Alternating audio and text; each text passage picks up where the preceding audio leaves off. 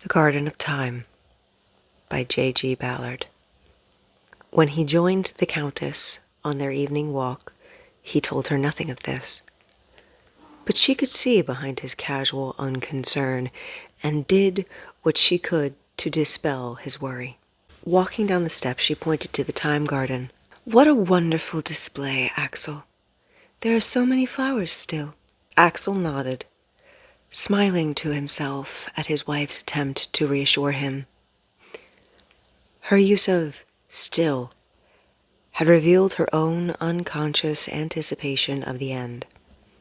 In fact, a mere dozen flowers remained of the many hundreds that had grown in the garden, and several of these were little more than buds. Only 3 or 4 were fully grown.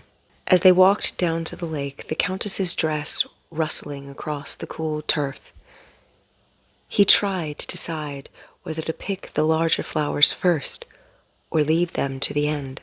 Strictly, it would be better to give the smaller flowers additional time to grow and mature. And this advantage would be lost if he had retained the larger flowers to the end, as he wished to do, for the final repulse. However, he realized that it mattered little either way. The garden would soon die, and the smaller flowers required far longer than he could give them to accumulate their compressed cores of time.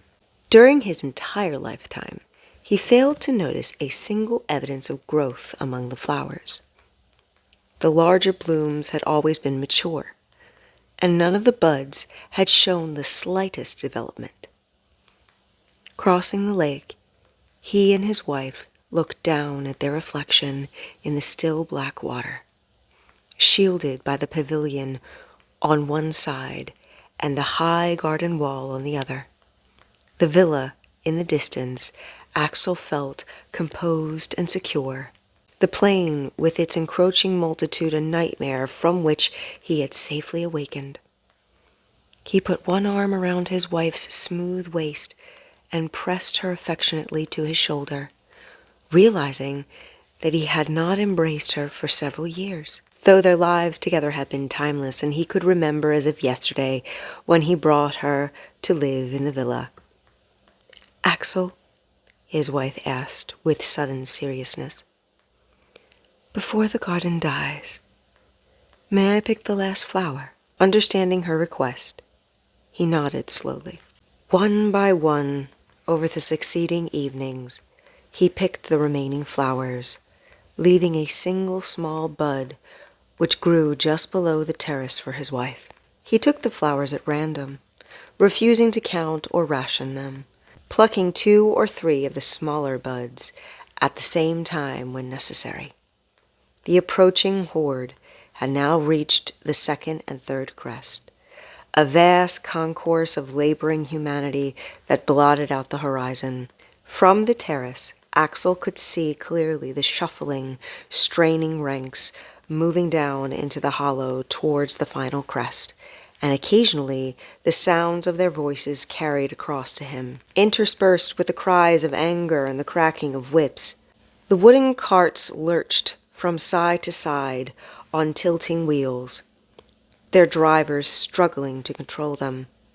As far as Axel could tell, not a single member of the throng was aware of its overall direction. Rather, each one blindly moved forward across the ground directly below the heels of the person in front of him, and the only unity was that of the cumulative compass. Pointlessly, Axel hoped the true center far below the horizon might be moving in a different direction, and that gradually the multitude would alter course, swing away from the villa and recede from the plain like a turning tide.